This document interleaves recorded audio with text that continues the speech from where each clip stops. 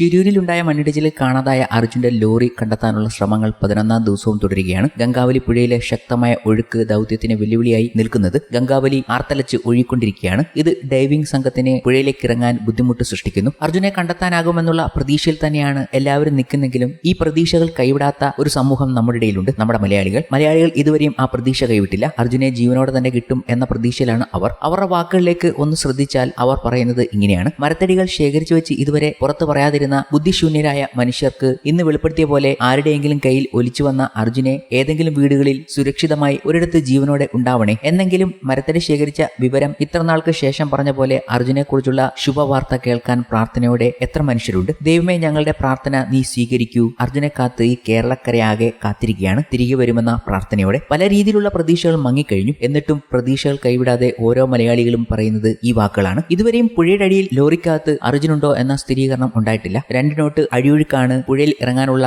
അനുകൂലമായ സാഹചര്യം. 3 നോട്ടിലേക്കെങ്കിലും ശക്തി കുറഞ്ഞാൽ ലോറിക്കകത്തേക്ക് പോകാൻ ശ്രമം നടത്താമെന്നാണ് ഡൈവിംഗ് സംഘത്തിന്റെ പദ്ധതി. നിലവിൽ 6 നോട്ടിന് മുകളിലാണ് അടിയൊഴുക്ക്. ഷിരൂരിൽ കാലാവസ്ഥ ഇപ്പോഴും പ്രതികൂലമായി തുടരുകയാണ്. സ്ഥലം കണ്ടെത്തിയ ട്രക്കിന്റെ ഭാഗത്ത് അർജുൻ ഉണ്ടോ എന്നാണ് ഇന്ന് പ്രധാനമായും പരിശോധിക്കുക. നേവിയുടെ സോണാർ പരിശോധനയും തുടരും. കഴിഞ്ഞ ദിവസം പരിശോധന നടത്തിയ ഭാഗത്തു തന്നെയാണോ ഇന്നും ട്രക്കിന്റേതെന്ന് സംശയിക്കുന്ന ലോകഭാഗമുള്ളത് എന്നാകും പരിശോധിക്കുക. എന്തായാലും പരിശോധന തുടരുകയാണ്. ഈ പരിശോധനകൾ നടക്കുമ്പോഴും അവിടെ ചില കാരുണ്യ പ്രവർത്തനങ്ങൾ നടക്കുന്നുണ്ട്.